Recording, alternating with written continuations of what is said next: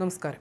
ഇന്നത്തെ 10 പ്രവാസി വാർത്തകളിലേക്ക് സ്വാഗതം. യുഎഇയിൽ വരും ദിവസങ്ങളിലും കനത്ത ചൂട് അനുഭവപ്പെടുമെന്ന് പ്രവചനം. വ്യാഴാഴ്ച 50.6 ഡിഗ്രി സെൽഷ്യസ് ആണ് രാജ്യത്ത് രേഖപ്പെടുത്തിയ ഉയർന്ന താപനില. അൽ ഐനിലെ ഉമ്മു അസിമുലിലാണ് കനത്ത ചൂട് രേഖപ്പെടുത്തിയത്. അതേസമയം വാരാന്ത്യ ദിവസങ്ങളിൽ രാജ്യത്തിന്റെ കിഴക്ക് തെക്കൻ പ്രദേശങ്ങളിൽ മഴയ്ക്കുള്ള സാധ്യതയും പ്രതീക്ഷിക്കുന്നുണ്ട്. ഫിനാൻഷ്യൽ സെന്റർ സ്ട്രീറ്റിൽ നിന്ന് റാസൽ ഖോർ റോഡിലേക്കുള്ള പുതിയ എക്സിറ്റ് ഈ മാസം ആദ്യ ആഴ്ചയിൽ തുറക്കും. ബുഗ്ദ്ര ഇന്റർചേഞ്ചിന് സമീപമാണ് എക്സിറ്റ്. ഇത് ദുബായ് അലൈൻ റോഡിലേക്ക് പോകുന്ന വാഹനങ്ങളുടെ യാത്രാസമയം 54% വരെ കുറയ്ക്കാൻ സഹായിക്കും. 13 മിനിറ്റിൽ നിന്ന് 6 മിനിറ്റ് യാത്രാസമയം കുറയുമെന്ന് RTA അധികൃതർ പറഞ്ഞു. വണ്ടി ഓടിക്കുമ്പോൾ അനാവശ്യമായി സഡൻ ബ്രേക്ക് ഇട്ടാൽ സൗദിയിൽ 500 റിയാൽ പിഴ ചുമത്തുമെന്ന് ട്രാഫിക് വകുപ്പ് അറിയിച്ചു. നിയമപ്രകാരം ശിക്ഷാർഹമായ ഗതാഗത ലംഘനമാണിതെന്ന് ട്രാഫിക് ഡയറക്ടറേറ്റ് വ്യക്തമാക്കി. പെട്ടെന്ന് വാഹനം നിർത്തുന്നത് മറ്റു വാഹനങ്ങളെ അപകടത്തിലാക്കും. ഇത് അപകടങ്ങൾക്ക് കാരണമായേക്കാവുന്ന സുരക്ഷിതമല്ലാത്ത പെരുമാറ്റമാണ്. ഈ നിയമലംഘനത്തിന് 300 റിയാൽ മുതൽ 500 റിയാൽ വരെ പിഴ ലഭിക്കുമെന്ന് ഡയറക്ടറേറ്റ് വ്യക്തമാക്കി. നിയമം ലംഘിച്ച പണമിടപാട് മണി എക്സ്ചേഞ്ചിന് UAE സെൻട്രൽ ബാങ്ക് 1.7 കോടി ദിർഹം പിഴ ചുമത്തി. കള്ളപ്പണം വെളുപ്പിക്കൽ, ഭീകര സംഘടനകൾക്ക് ധനസഹായം നൽകുന്നത് തടയൽ നിയമം ലംഘിച്ചതായി പരിശോധനയിൽ കണ്ടെത്തിയതിനെ തുടർന്നാണ് നടപടി. 2018 പാസാക്കിയ ഫെഡറൽ നിയമം അനുസരിച്ചാണ് സ്ഥാപനത്തിനെതിരെ നിയമ നടപടിയെടുത്തത്. ടേക്ക് ഓഫ് ആരംഭിക്കാനിരുന്ന എയർ ഇന്ത്യയുടെ ബോയിങ് 787 ഡ്രീം ലൈനർ വിമാനം സാങ്കേതിക തകരാറിനെ തുടർന്ന് കഴിഞ്ഞ ദിവസം യാത്ര റദ്ദാക്കി.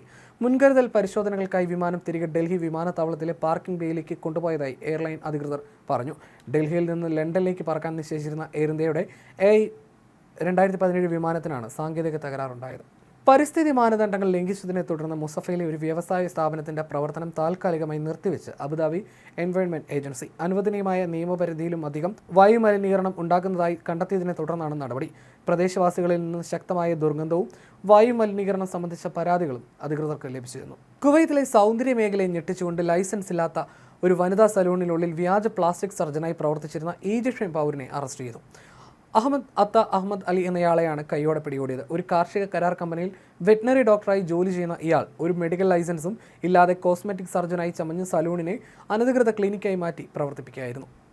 സൗദിയിലെ അബ്ഖൈക്കിലുണ്ടായ വാഹനാപകടത്തിൽ 2 പേർ മരിച്ചു. ബംഗ്ലാദേശ് സ്വദേശികളാണ് മരിച്ചത്. മലയാളി ബംഗ്ലാദേശ് യുവാക്കൾക്ക് ഗുരുതര പരിക്കേറ്റിട്ടുണ്ട്. 3 ബംഗ്ലാദേശികൾ നിസ്സാര പരിക്കുകളോടെ രക്ഷപ്പെട്ടു. ബംഗ്ലാദേശ് സ്വദേശികളായ സൊഹൈൽ, ഫാസിൽ, ഹബി, ഫർഹദ് എന്നിവരാണ് മരിച്ചത്. നെയ്യാറ്റിൻകര സ്വദേശി അലൻ തമ്പി, ബംഗ്ലാദേശ് സ്വദേശി അക്ബർ എന്നിവരാണ് ഗുരുതര പരിക്കുകളോടെ ആശുപത്രിയിൽ പ്രവേശിപ്പിക്കപ്പെട്ടത്.